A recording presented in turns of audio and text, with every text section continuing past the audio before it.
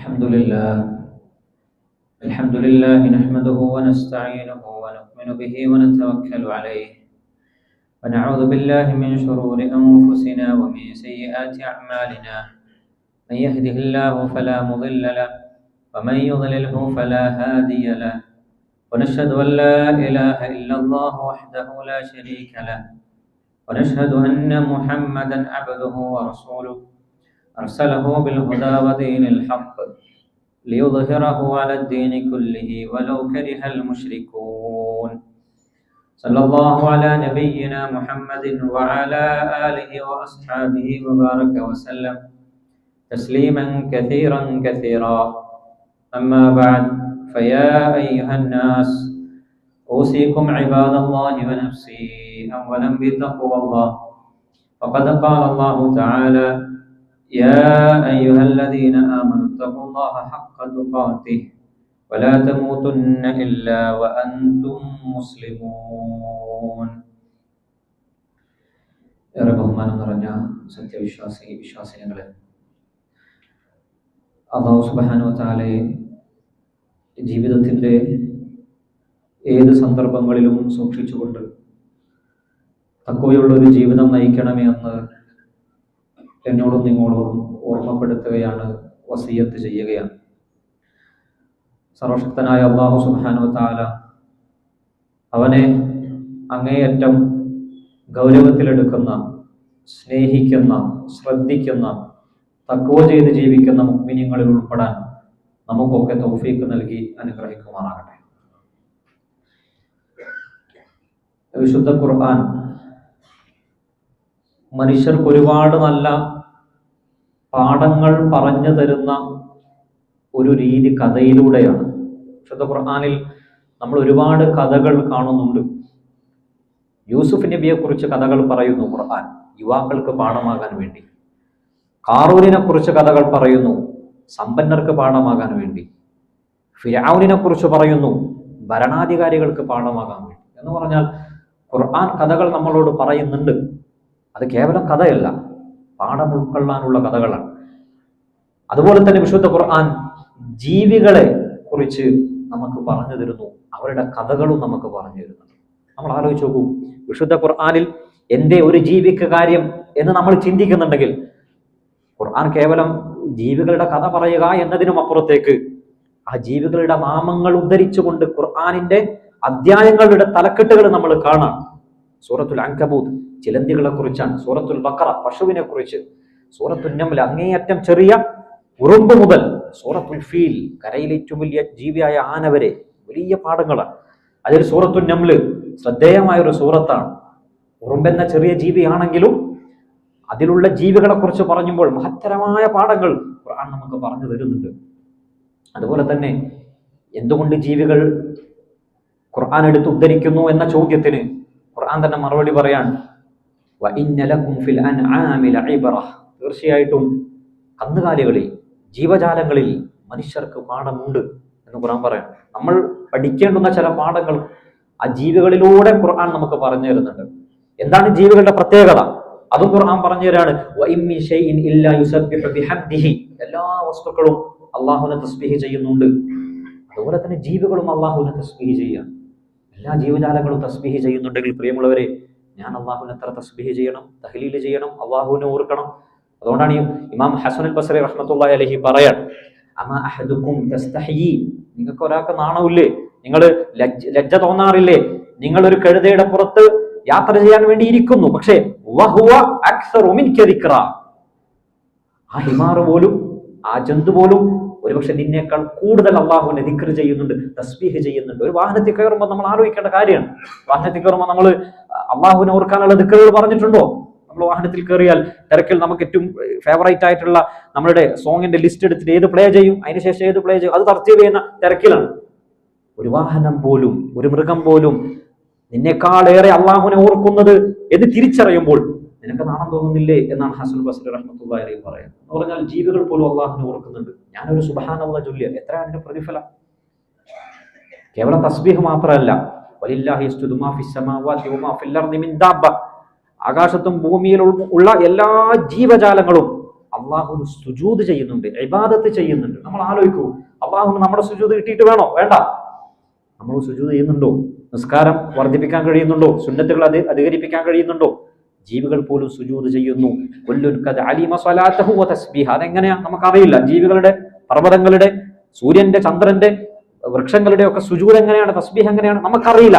എല്ലാം അള്ളാഹു അവർക്ക് പഠിപ്പിച്ചു കൊടുത്തിട്ടുണ്ട് എന്നാണ് ഖുർആൻ പറയുന്നത്. അവർക്ക് പഠിപ്പിച്ചു തന്ന പോലെ മുടക്കില്ലാതെ അവർ ചെയ്യുന്നുണ്ട്. നമുക്ക് പഠിപ്പിച്ചു തന്നിട്ടുണ്ടല്ലോ. പ്രവാചകൻ സല്ലല്ലാഹു അലൈഹി വസല്ലമയെ നിയോഗിച്ചിട്ട് എങ്ങനെ നമസ്കരിക്കണം, എങ്ങനെ നിങ്ങൾ നോമ്പനുഷ്ഠിക്കണം, എങ്ങനെ നന്നായി പെരുമാറണം എന്നൊരു ജീവിതം മുഴുവൻ അധ്യായം പോലെ നമുക്ക് പഠിപ്പിച്ചു തന്നിട്ട് നമ്മൾ എത്രയാണ് വീഴ്ച വരുത്തുന്നത്. അതുകൊണ്ട് ജീവികളെ കണ്ടു പഠിക്കൂ എന്ന് നമ്മളെ മോട്ടിവേറ്റ് ചെയ്യാണ്. റസൂൽ സല്ലല്ലാഹു അലൈഹി വസല്ലം പറയുന്ന ഒരൊറ്റ ഹദീസ് അത് മതി. ജീവികളുടെ കാര്യത്തിൽ എത്രമേൽ നമ്മൾ ഗൗരവത്തിൽ എടുക്കണം. ഇമാം ബുഖാരി റിപ്പോർട്ട് ചെയ്യുന്ന ഹദീസാണ്. ഒരു പെണ്ണിനെ അള്ളാഹു ശിക്ഷിച്ചു, അവളെ നരകത്തിലിട്ടു. എന്തിന്റെ പേരിൽ? ഫിഹിറ. ഹിറത്ത് എന്ന് പറഞ്ഞാൽ പൂച്ചയുടെ വിഷയത്തിൽ. എന്താ അവൾ ചെയ്തത്? പൂച്ചയെ തിന്നാൻ വിടാതെ കെട്ടിയിട്ടു. അങ്ങനെ വിശന്നിട്ട് ആ പൂച്ച മരിച്ചുപോയി. അതിന്റെ പേരിൽ അള്ളാഹു അവളെ നരകത്തിലിട്ടു എന്ന് റസൂൽ സല്ലല്ലാഹു അലൈഹി വസല്ലം പറഞ്ഞു തരാം. നമ്മൾ ആലോചിച്ചു, ഒരു പൂച്ചക്ക് ഭക്ഷണം തടഞ്ഞതിന്റെ പേരിൽ അള്ളാഹു നരകം കൊടുത്തിട്ടുണ്ടെങ്കിൽ നമ്മുടെ ഒരു കോണ്ടെക്സ്റ്റ് വായിച്ചു നോക്കുക. ഞാൻ വലിയ കമ്പനി റൺ ചെയ്യുന്ന മനുഷ്യനാണ്. ഈ മാസം എന്റെ കീഴിൽ പണിയെടുക്കുന്ന ഏതെങ്കിലും ഒരു മനുഷ്യന് ശമ്പളം കൊടുക്കാതെ തടഞ്ഞു വെച്ചിട്ടുണ്ടോ? അവന്റെ കുടുംബം പട്ടിണിയായി പോയാൽ, അവൻ പട്ടിണിയായി പോയാൽ, ആ പട്ടിണിയിൽ അവന്റെ കുടുംബത്തിൽ ഏതെങ്കിലും കുഞ്ഞ് കരഞ്ഞു പോയാൽ, പൂച്ചയുടെ വിഷയത്തിൽ വിടാത്ത അള്ളാഹു ഒരു കുഞ്ഞിന്റെ വിഷയത്തിൽ വിടും എന്ന് നമ്മളിങ്ങനെ കരുതുകയാണ്.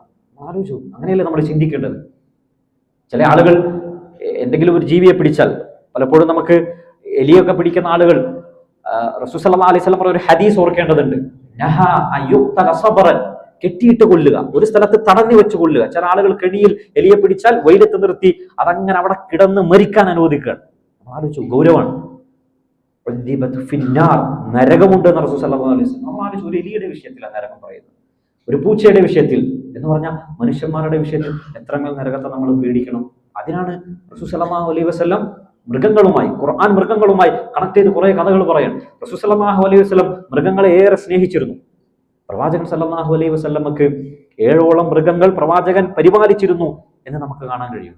പ്രവാചകന്റെ ഒട്ടകങ്ങൾ 3 എണ്ണമായിരുന്നു. ഒന്നാമത്തെ ഒട്ടകത്തിന്റെ പേര് കസ്വ. പ്രവാചകന് ഏറെ ഇഷ്ടമുണ്ടായിരുന്ന ഒട്ടകമാണ്. ആ ഒട്ടകത്തിലാണ് റസൂൽ സല്ലല്ലാഹു അലൈഹി വസല്ലം ഹിജ്റ ചെയ്തു വന്നത്. മറ്റൊരു ഒട്ടകമാണ് ബഅല, മറ്റൊരു ഒട്ടകത്തിന്റെ പേരാണ്. ആ ഒട്ടകത്തിനെ കുറിച്ച് നമുക്ക് ഹദീസിൽ കാണാം. ആ ഒട്ടകം ഏറ്റവും നന്നായി വേഗതയിൽ ഓടിക്കൊണ്ടിരുന്ന ഒട്ടകമായിരുന്നു. ഏത് റണ്ണിങ് റേസ് കോമ്പറ്റീഷൻ എടുത്ത് നോക്കിയാലും ആ ഒട്ടകം ജയിക്കുമായിരുന്നു. പക്ഷേ കുറെ കഴിഞ്ഞപ്പോൾ ഒരു അറാബി മദീനയിലേക്ക് വരികയാണ്. ആ ഒട്ടകവുമായി ഒരു കോമ്പറ്റീഷൻ ഏർപ്പെട്ടു. ആ ഒട്ടകം തോറ്റുപോയി. ആ അറാബിയുടെ ഒട്ടകം ജയിച്ചു.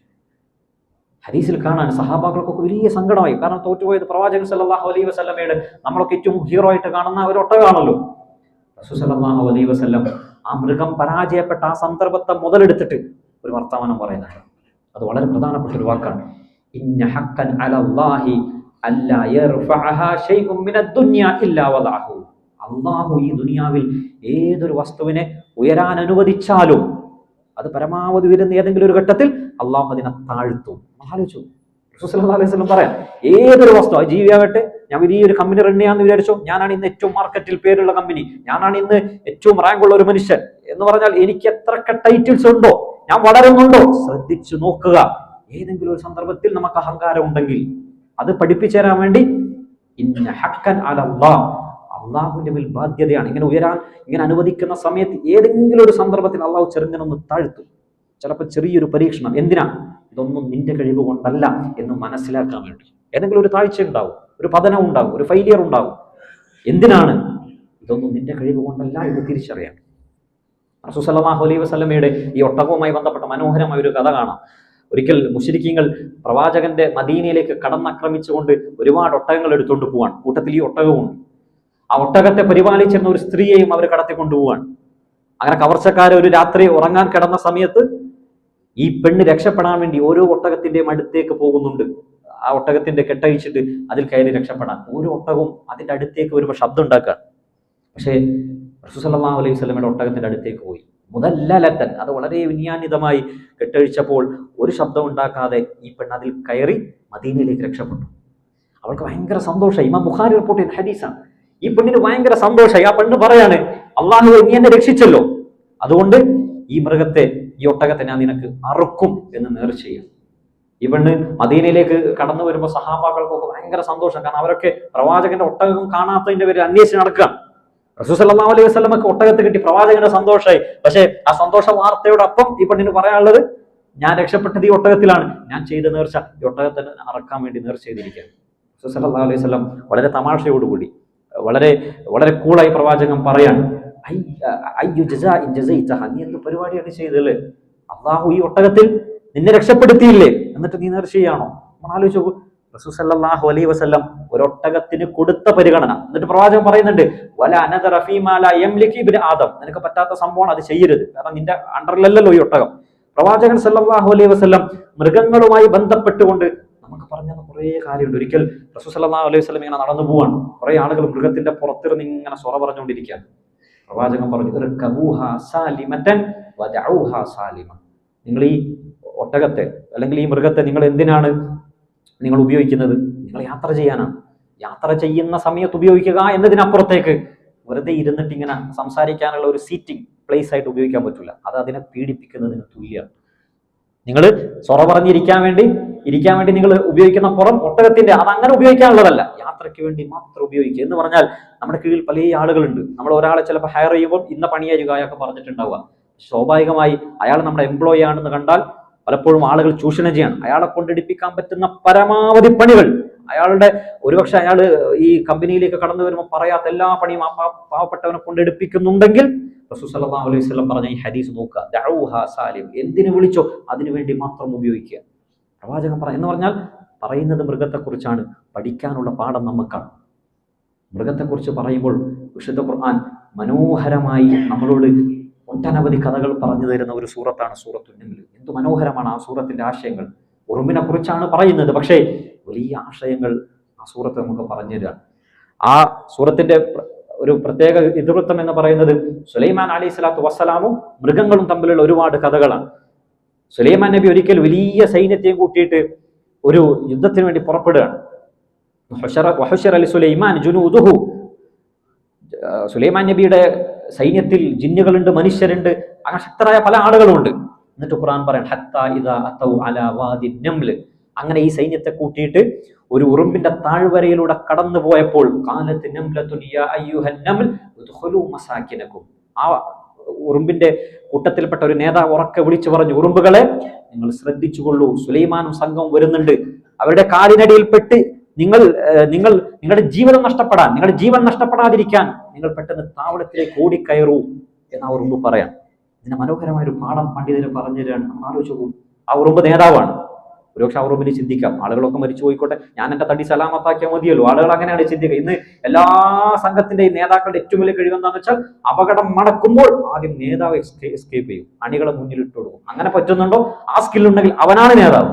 നമ്മൾ ആലോചിച്ചു, ഇവിടെയാണ് ആ ഉറുമ്പിന്റെ ഒരു പ്രത്യേകത പറഞ്ഞു തരാണ്. തന്റെ അണികൾക്ക് ഏതെങ്കിലും ഒരാൾക്ക് എന്തെങ്കിലും ബുദ്ധിമുട്ടുണ്ടാകുന്നത് തനിക്കുണ്ടാകുന്ന ബുദ്ധിമുട്ടാണ്, അതുകൊണ്ട് അവന് പറ്റരുത്. ഈ ഉറുമ്പ് പറഞ്ഞു കൊടുക്കാം. അതുകൊണ്ടാണ് റസൂൽ സല്ലല്ലാഹു അലൈഹി വസല്ലം പറഞ്ഞു തരുന്ന ഹദീസിൽ നമ്മൾ കാണാൻ, അൽ മുസ്ലിം അഖുൽ മുസ്ലിം, ഒരു മുസ്ലിം മറ്റൊരു മുസ്ലിമിന്റെ സഹോദരനാണ്, ഒരു മനുഷ്യൻ മറ്റൊരു മനുഷ്യന്റെ കൂട്ടുകാരനാണ്. അവന് പറ്റുന്ന വേദന നിന്റെയും കൂടി വേദനയാണ്.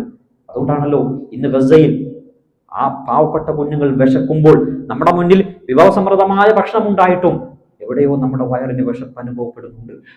അവര് കുടിക്കാൻ വെള്ളമില്ലാതെ കഷ്ടപ്പെടുമ്പോൾ ഇഷ്ടംപോലെ പാനീയങ്ങൾ നമ്മുടെ മുന്നിൽ ഉണ്ടായിരിക്കെ തന്നെ എവിടെയൊക്കെയോ നമ്മുടെ തൊണ്ട വറ്റുന്നുണ്ട്. അതിലേതെങ്കിലും ഒരു കുട്ടിയുടെ ജനാസ നമസ്കാരം നമ്മളിങ്ങനെ കാണുമ്പോൾ നമ്മുടെ കുട്ടി ആരൊക്കെയോ നഷ്ടപ്പെട്ടതുപോലെ നമുക്ക് തോന്നുന്നുണ്ട്. എന്തേ? അൽ മുസ്ലിം അഹുൽ മുസ്ലിം. അത് ഗസയിലെ ഏതോ കുട്ടി എന്ന് നമ്മൾ ചിന്തിക്കുന്നില്ലല്ലോ, അത് സുഡാനിലുള്ള ഈജിപ്തിലുള്ള എന്നൊന്നും നമ്മൾ ചിന്തിക്കുന്നില്ല. മറിച്ച് അൽ മുസ്ലിം അഹുൽ മുസ്ലിം, ഒരു മുസ്ലിമിനെ വേദനിക്കുന്നുണ്ടോ അതെനിക്കും വേദനിക്കുന്നത് പോലെ. ഇത് അങ്ങനെ മനസ്സിലാക്കാൻ നമുക്ക് ഇന്നമൽ മുഅ്മിനൂന ഇഖ്വ, പരസ്പരം മുസ്ലിങ്ങൾ അവർ സഹോദരങ്ങളാണ്. ഒരു ഉറുമ്പ് മറ്റൊരു ഉറുമ്പിനെ പരിഗണിക്കുകയാണ്. എന്നിട്ട് ആ ഉറുമ്പ് പറയുന്ന മറ്റൊരു വർത്താനം കാണാം, എങ്ങാനും ആ സുലൈമാനും സംഘവും നിങ്ങളെ ചവിട്ടിപ്പോയാൽ വഹും ലാ യശ്ഉറൂൻ. ഞാൻ പറയാണ് കേട്ടോ, ആ ഉറുമ്പ് പറയുന്ന വലിയ ഒരുപക്ഷെ ആശയപ്രപഞ്ചമാണ് ആ ഉറുമ്പ് നമ്മളോട് സംസാരിക്കുന്നത്. നതഖത് ബിൽ ഹിക്മ, ആ ഉറുമ്പ് സംസാരിക്കുന്നത് മുഴുവൻ ഹിക്മത്താണ്. ആ ഉറുമ്പ് പറയാൻ, എങ്ങാനും നിങ്ങളെ അവർ ചവിട്ടിപ്പോയാൽ വഹും ലാ യശ്ഉറൂൻ, അവർ അറിയാതെ ചവിട്ടിപ്പോയതായിരിക്കും എന്ന് ഉറുമ്പ് പറഞ്ഞു. എന്ന് പറഞ്ഞാൽ ആ ഉറുമ്പ് മനുഷ്യന് എക്സ്ക്യൂസ് കൊടുക്കുകയാണ്. അവരൊരു പക്ഷെ ചവിട്ടിയേക്കാം, നിങ്ങളെ ചവിട്ടിയാലും അത് അറിയാണ്ട് ചെയ്തു പോയതായിരിക്കും എന്ന് നമുക്ക് ചിന്തിക്കാൻ പറ്റാറുണ്ടോ? നമ്മൾ ആലോചിച്ചു, മനുഷ്യർ നമ്മളോട് എന്തൊക്കെയോ തെറ്റുകൾ ചെയ്യുന്നുണ്ട്, അത് അവൻ അറിയാതെ പറ്റിയതായിരിക്കും. എന്തെങ്കിലും ഒരു എക്സ്ക്യൂസ് അവന് കൊടുക്കാൻ പറ്റാറുണ്ടോ? നമ്മൾ ആളുകൾ എന്തെങ്കിലും പറഞ്ഞാൽ അവര് അതിനൊട്ടും ഉദ്ദേശിക്കാത്ത ഒരുപാട് അർത്ഥങ്ങളും മാനങ്ങളും അതിന് കെട്ടിവെച്ചിട്ട് അവർ അങ്ങനെയാണ് പറഞ്ഞത്, ഇങ്ങനെയാണ് എന്ന് പറഞ്ഞിട്ട് നമ്മൾ അത് ഇങ്ങനെ പബ്ലിസിറ്റി കൊടുക്കണം. ആരെങ്കിലും എന്തെങ്കിലും നന്മ ചെയ്താൽ അവർ ഉദ്ദേശിക്കാത്ത എന്തെങ്കിലുമൊക്കെ അർത്ഥം അതിന് കൊടുത്തിട്ട് ആളുകളെ വഷളാക്കാൻ നമ്മൾ ശ്രമിക്കാം. നമ്മൾ ആലോചിക്കും. അതുകൊണ്ടാണ് മുഹമ്മദ് ബിൻ സീരീൻ റഹ്മത്തുള്ളാഹി അലൈഹി പറയുന്ന ഒരു വർത്തമാനം കേൾക്കാം. ഇദാ ബലഗക അൻ അഖീക ഷൈ, നിന്റെ സഹോദരനെ കുറിച്ച് എന്തെങ്കിലും ഒരു മോശം വാർത്ത നിന്നിലേക്ക് വന്നാൽ ഫൽതമിസൂ ലഹു ഉദ്റ, നീ അവൻ എന്തെങ്കിലും ഒരു എക്സ്ക്യൂസ് ഉണ്ടാകും എന്ന് കരുതണം. അവൻ ചിലപ്പോൾ അവനായിരിക്കില്ല ചെയ്തു പോയത്, ചിലപ്പോൾ ചെയ്തത് അവനായിരിക്കും, പക്ഷെ അവൻ അതായിരിക്കില്ല ഉദ്ദേശിച്ചത്, അവൻ ചെയ്യുമ്പോൾ മാറിപ്പോയത്, അങ്ങനെയൊക്കെ എന്തൊക്കെയോ എക്സ്ക്യൂസ് നമുക്ക് കണ്ടുപിടിക്കാമല്ലോ. നീ അങ്ങനെ എന്തെങ്കിലും കൂട്ടുകാരനെ പറ്റി എന്തെങ്കിലും വാർത്ത അറിഞ്ഞാൽ നീ അവന് ഉദർ അന്വേഷിക്കുക, എന്തെങ്കിലും ഒരു എക്സ്ക്യൂസ് അന്വേഷിക്കുക. ഒരുപക്ഷെ അന്വേഷിച്ചു, അപ്പോഴും ഒരു എക്സ്ക്യൂസും കാണുന്നില്ല, എന്നാലും എന്നിട്ട് അദ്ദേഹം പറയാം, എന്നാലും ഫഖുൽ, നീ പറയണം, ലഅല്ലഹു ലഹു ഉദ്റ, എങ്കിലും എന്തെങ്കിലും ഒരു എക്സ്ക്യൂസ് അവൻ ഉണ്ടാവും, അങ്ങനെ പറ്റിപ്പോയതായിരിക്കും. നമുക്ക് എന്തെങ്കിലും വാർത്ത കിട്ടിയാൽ എന്താണ്, നമ്മുടെ ആരെങ്കിലും കുറിച്ച് എന്തെങ്കിലും ഒക്കെ കിട്ടിയാൽ അവനെ കുറിച്ച് അവനോട് ബന്ധപ്പെട്ടിട്ട് എന്ത് പറ്റി എന്ന് പറയാ, അത് നമ്മുടെ സ്വഭാവമല്ല. ഇതെങ്ങനെയൊക്കെ സ്പ്രെഡ് ചെയ്യണം, എത്ര സ്റ്റാറ്റസ് വെക്കണം, ഏതൊക്കെ ഗ്രൂപ്പിലയക്കണം, ഗ്രൂപ്പ് സെലക്ട് ചെയ്ത് അയച്ചു കഴിഞ്ഞിട്ടുണ്ടാവും, എന്നിട്ടാണ് നമ്മൾ ആരാണ് എന്നതിനെ കുറിച്ച് പോലും നമ്മൾ ആലോചിക്കും. ഒരു ഉറുമ്പ് പറയാണ്, സുലൈമാൻ നിങ്ങൾ ചവിട്ടിയേക്കാം, പക്ഷെ അറിയാതെ പറ്റിപ്പോയതായിരിക്കും എന്ന് പറയുന്ന ഒരു ഹിക്മത്ത്, എന്ന് പറയുന്ന ഒരു സ്വഭാവം സൂറത്തുൻ നംൽ നമുക്ക് പഠിപ്പിച്ചു തരാം.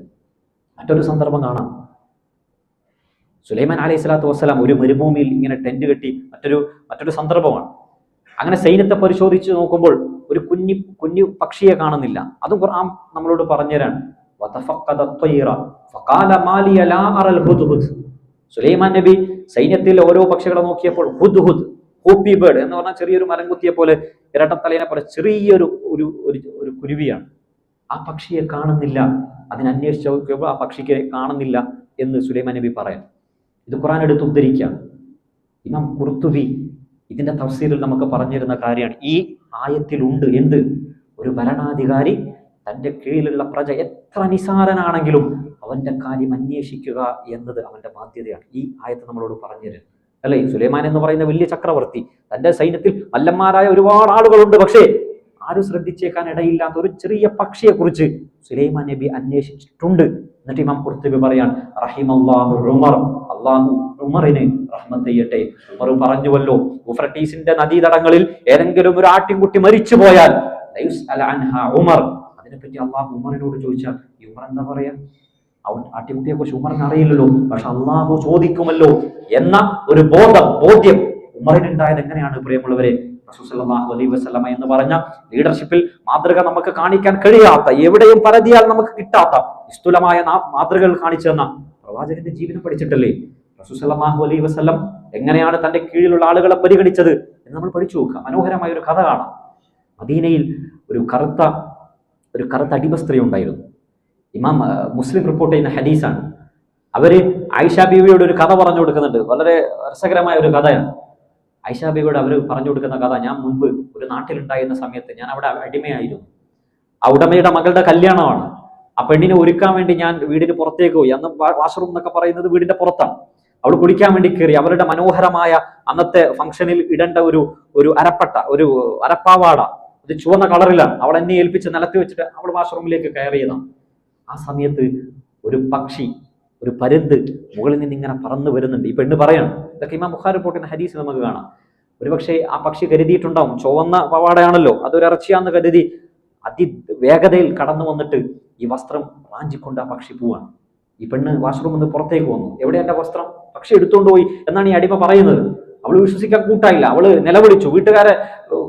വീട്ടുകാരെ കൂട്ടിക്കൊണ്ടുവന്നു. സ്വാഭാവികമായി ഒരു കാര്യം നഷ്ടപ്പെട്ടാൽ പിന്നെ നമ്മൾ ആലോചിക്കില്ല അത് ഇവള് തന്നെ എന്ന് നമ്മൾ മുൻവിധി വെക്കുന്നത് പോലെ അത് ഇവളായിരിക്കും. ഇവളെ അരിച്ചു പറക്കി സാധനം കിട്ടുന്നില്ല. ഇവിടെ പൊതിരെ തല്ലാൻ തുടങ്ങി. ഹദീസ് പറയാൻ, ഇവിടെ പൊതിരെ തല്ലാൻ തുടങ്ങി. ഇവക്കൊന്നും ചെയ്യാൻ കഴിയും, അടി വാങ്ങിക്കാൻ എന്നല്ലാതെ എന്ത് ചെയ്യാൻ പറ്റും?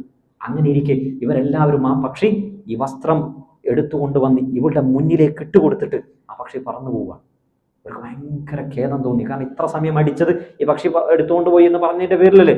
ഇവര് കാണുകയെ ഇങ്ങനെ ചെയ്യല്ലേ, അവർക്ക് ഭയങ്കര വിഷമായി. എന്നിട്ട് ഇവർ ഒരുപാട് സോറിയൊക്കെ പറഞ്ഞു നോക്കി. അടിമ പറഞ്ഞു, ഇനി സോറി പറഞ്ഞിട്ട് എന്താ കാര്യം അല്ലേ? നമ്മൾ അങ്ങനെയാണ്, നമുക്ക് എന്തെങ്കിലും തോന്നിയാൽ ആളുകളെ കുറിച്ച് പറയേണ്ടതൊക്കെ പറഞ്ഞതിന് ശേഷം ഒരു ചെറിയൊരു സിമ്പിൾ വാക്കാണ് സോറി. ഇങ്ങനെ പറഞ്ഞുകൊണ്ട് കാര്യമുണ്ടോ പ്രിയമുള്ളവരെ? നമ്മൾ ആലോചിച്ച് നോക്കും. നമ്മുടെ മനസ്സിലുള്ള എല്ലാ ഉറപ്പ് തുപ്പുകളും നമ്മൾ ഇങ്ങനെ അയച്ചു വിട്ടതിന് ശേഷം സോറി പറഞ്ഞുകൊണ്ട് എന്താ കാര്യം? മനുഷ്യന്റെ വേദന പോവോ? ഉണ്ടായ മുറിവുകൾ പോവോ? മനുഷ്യനുണ്ടായിരുന്ന ആ മതിപ്പ് അതൊക്കെ നഷ്ടപ്പെട്ടില്ലേ? പക്ഷെ ഈ പെണ്ണിനോട് എത്ര പറഞ്ഞിട്ടും പെണ്ണിന് ഒട്ടും സ്വീകരിക്കാൻ തയ്യാറല്ല. അപ്പൊ അവര് പറഞ്ഞു, അങ്ങനെയാണെങ്കിൽ നിന്നെ നമ്മൾ മോചിപ്പിക്കാം. അത് നിനക്ക് ഓക്കെ ആണല്ലോ. ആ പെണ്ണ് പറഞ്ഞു, അങ്ങനെയാണെങ്കിൽ നിങ്ങൾ എന്നെ മോചിപ്പിക്കൂ. അങ്ങനെ മോചിപ്പിക്കപ്പെട്ടിട്ടാണ് ഈ പെണ്ണ് മദീനയിലേക്ക് വരുന്നത്.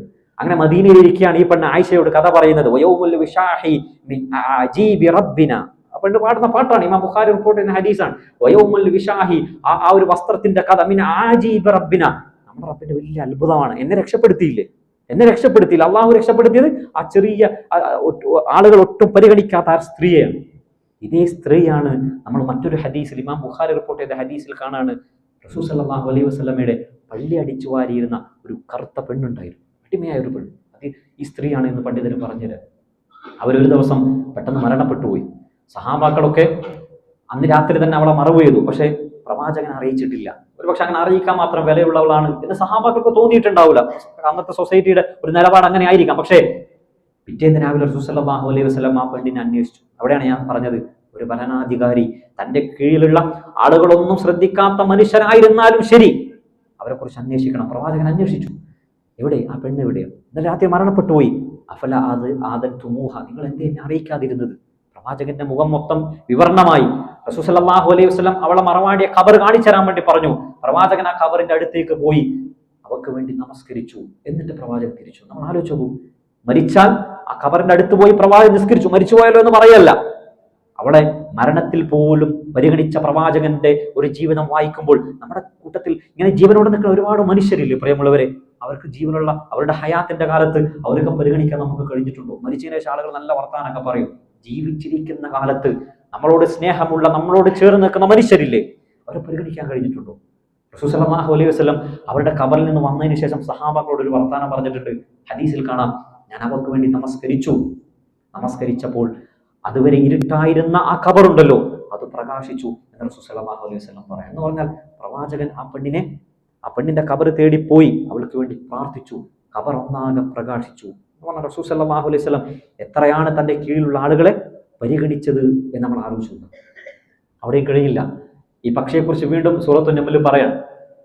സുലൈമാൻ നബി പറയുന്നുണ്ട്, പക്ഷിയെ കാണാത്ത സന്ദർഭത്തിൽ അവൾ എന്തിനാണ് പോയത്, ആ പക്ഷി എന്തിനാണ് ഇവിടെ നിന്ന് ആബ്സെന്റ് ആയത് എന്ന് കൃത്യമായ ഒരു കാരണം എന്നെ ബോധിപ്പിക്കണം, അല്ലെങ്കിൽ ഞാൻ അവളെ ശിക്ഷിക്കും. പക്ഷിയെ കുറിച്ച് പറയാം. ആ പക്ഷി കടന്നു വന്നപ്പോ പറയുന്ന വാർത്ത സുലൈമാൻ നബിക്ക് വലിയ അത്ഭുതമായി.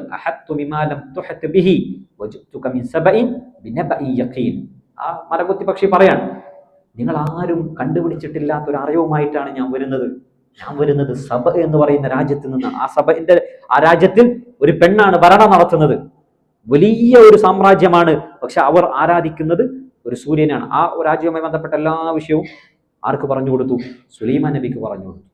ഇവിടെ ചില തഫ്സീറിന്റെ പണ്ഡിതന്മാർ പറയാണ്, ഇവിടെ നമ്മൾ പഠിക്കേണ്ടുന്ന ഒരു പാഠമുണ്ട്. സുലൈമാൻ എന്ന് പറയുന്നത് വലിയ അലൈഹിസ്സലാത്തു വസ്സലാം വലിയൊരു ചക്രവർത്തിയാണ്.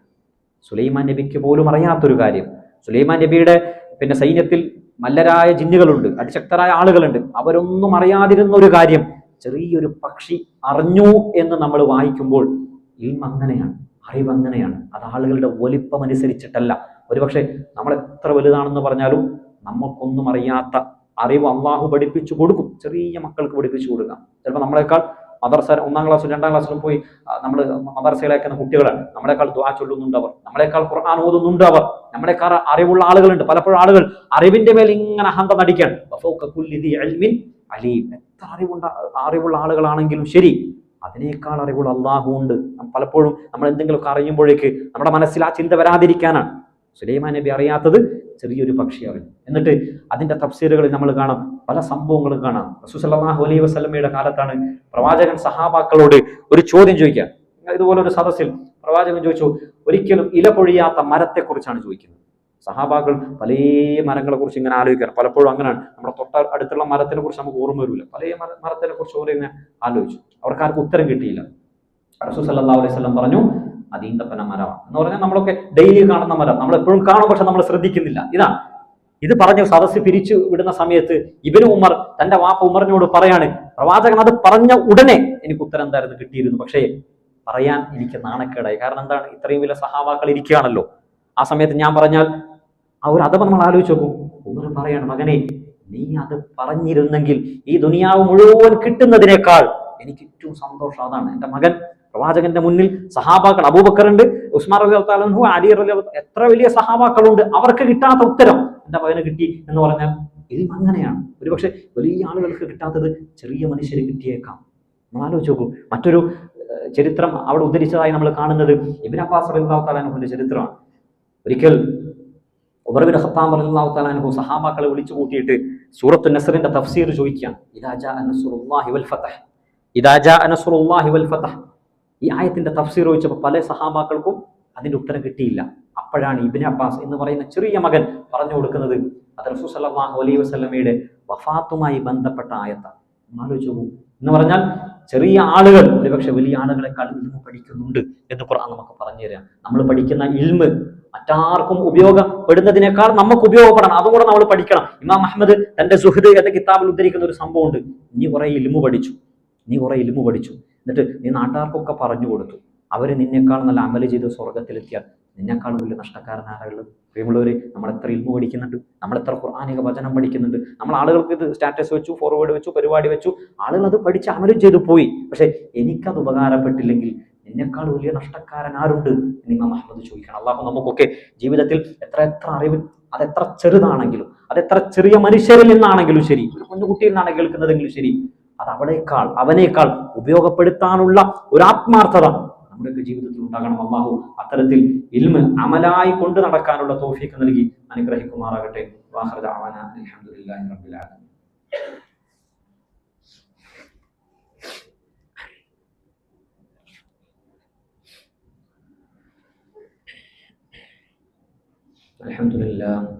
അൽഹംദുലില്ലാഹിൽ വാഹിദിൽ അഹദ് الذي لم يلد ولم يولد ولم يكن له كفوا أحد. صلى الله على نبينا محمد وعلى آله وأصحابه الأبرار. وقد قال الله تعالى: يا أيها الذين آمنوا اتقوا الله وقولوا قولا سديدا يصلح لكم أعمالكم ويغفر لكم ذنوبكم ومن يطع الله ورسوله فقد فاز فوزا عظيما. الله سبحانه وتعالى ജീവിതത്തിൻ്റെ എല്ലാ നിമിഷങ്ങളിലും സൂക്ഷിക്കണമെന്ന് ഒരിക്കൽ കൂടി ഓർമ്മപ്പെടുത്തുകയാണ്, വസിയത്ത് ചെയ്യുകയാണ്. ഒരിക്കൽ ഒരു മനുഷ്യൻ ഇബ്നു അബ്ബാസ് റളിയല്ലാഹു തആല അൻഹുവിനെ അന്വേഷിച്ചുകൊണ്ട് കടന്നു വരികയാണ്. എവിടെ ഇബ്നു അബ്ബാസ്? ഇബ്നു അബ്ബാസ് ഖുർആനിന്റെ വലിയ പണ്ഡിതനാണ് എന്നാണല്ലോ പറയുന്നത്. ഇബ്നു അബ്ബാസ് സൂറത്തുൻ നംലുമായി ബന്ധപ്പെട്ട് ഒരു തഫ്സീർ പറയുന്നുണ്ട്. ആ തഫ്സീർ ഇങ്ങനെയാണ്: ഹുദ്ഹുദ് എന്ന് പറയുന്ന ഈ പക്ഷി സുലൈമാൻ നബിയുടെ സൈന്യത്തിന് വേണ്ടി ചെയ്തിരുന്ന സേവനം എന്താണെന്ന് വെച്ചാൽ, ദൂരെ അത് വളരെ ഉയരത്തിൽ പറക്കുമ്പോഴും മരുഭൂമിയിൽ ഭൂമിക്കടിയിൽ വെള്ളമുണ്ടെങ്കിൽ കണ്ടുപിടിക്കാനുള്ള കഴിവ് ആ പക്ഷിക്കുണ്ട് എന്ന് തഫ്സീർ ഇബ്നു അബ്ബാസ് റളിയല്ലാഹു തആല അൻഹു പറയുന്നുണ്ട്. അതിനെ പൊടിക്കാൻ, അതിനൊരു മറുപടി കിട്ടിയിട്ടാണ് ഈ മനുഷ്യൻ, ഖവാരിജിയായ ഈ മനുഷ്യൻ നാഫി ഇബ്നു അസ്റഖ് എന്ന് പറയുന്ന മനുഷ്യൻ കടന്നു വരുന്നത്. എവിടെ ഇബ്നു അബ്ബാസിനെ കിട്ടി. ഇബ്നു അബ്ബാസിനോട് ചോദിച്ചു, താങ്കളല്ലേ പറഞ്ഞത് ഈ പറഞ്ഞ ഹുദ്ഹുദ് ഭൂമിക്കടിയിലുള്ള വെള്ളം പോലും കാണും എന്നല്ലേ? പക്ഷെ ഞാൻ കണ്ടിട്ടുണ്ട് എത്രയോ ചെറിയ കുട്ടികൾ ഈ ഹുദ്ഹുദിനെ പിടിക്കാൻ വേണ്ടി ഒരു ഇല വിരിച്ചിട്ട് ചില കെണികൾ വെക്കുകയാണ്. അതിൻ്റെ അടിയിൽ വലിയൊരു കെണിയുണ്ട്.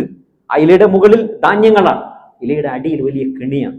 താങ്കൾ പറഞ്ഞ ഭൂമിക്കടിയിലുള്ള വെള്ളം പോലും കാണുമെന്ന് പറഞ്ഞ ഈ ഹുദ്ഹുദ് എന്തേ ചെറിയ കുട്ടികൾ വെക്കുന്ന ഈ ഇലയിനടിയിലുള്ള കെണി കാണാതെ പോയത് എന്നാണ് ഇബ്നു അബ്ബാസിനോട് ഈ മനുഷ്യൻ ചോദിക്കുന്നത്. ഇബ്നു അബ്ബാസിനോട് ചോദിച്ചപ്പോൾ ഈ മനുഷ്യൻ വിചാരിച്ചു ഇബ്നു അബ്ബാസ് ഉത്തരം മുട്ടി കാണും, പരാജയപ്പെട്ട് കാണും, പോസ്റ്റർ അടിക്കണ്ടേ എന്നൊക്കെ ആലോചിച്ച് നിൽക്കുന്ന സമയമാണ്.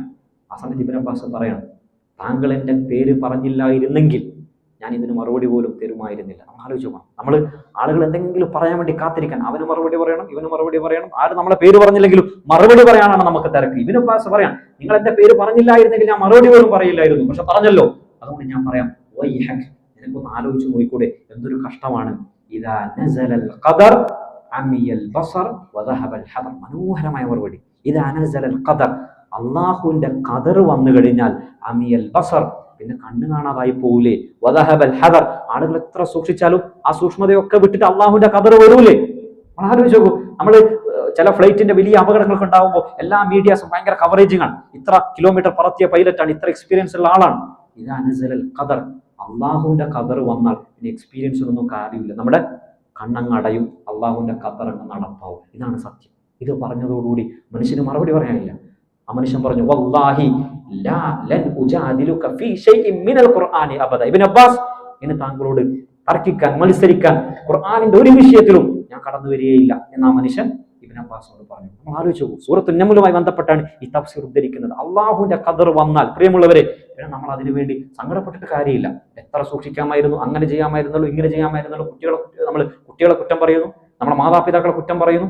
സംഭവിക്കാനുള്ളത് അള്ളാഹിന്റെ ഖദറാണ്. എത്ര സൂക്ഷ്മയുള്ള മനുഷ്യനായാലും ശരി, സൂക്ഷിക്കേണ്ടത് നമ്മുടെ ബാധ്യതയാണ്. പക്ഷേ എത്ര തന്നെ സൂക്ഷിച്ചാലും ഖദർ ഉണ്ടോ, അത് നടക്കും. അമിയൽ ബസർ, കണ്ണിന്റെ കാഴ്ചകൾ നഷ്ടപ്പെട്ടു പോവാൻ, വദഹബൽ ഹദർ, അതുവരെ സൂക്ഷിച്ച മനുഷ്യന്റെ എല്ലാ സൂക്ഷ്മതയും നഷ്ടപ്പെട്ടു പോവാൻ എന്ന് പറഞ്ഞാൽ അള്ളാഹുവിന്റെ ഖദറിന്റെ വലിപ്പം പറഞ്ഞു തരാണ്. അള്ളാഹു നമുക്കൊക്കെ വിശുദ്ധ ഖുർആൻ കഥകളിലൂടെ പറഞ്ഞു തരുന്ന കാര്യങ്ങളെ കാര്യമായി ഉൾക്കൊണ്ട് ജീവിതത്തെ നന്നാക്കിയെടുക്കാനുള്ള തൗഫീഖ് നൽകി അനുഗ്രഹിക്കുമാറാകട്ടെ.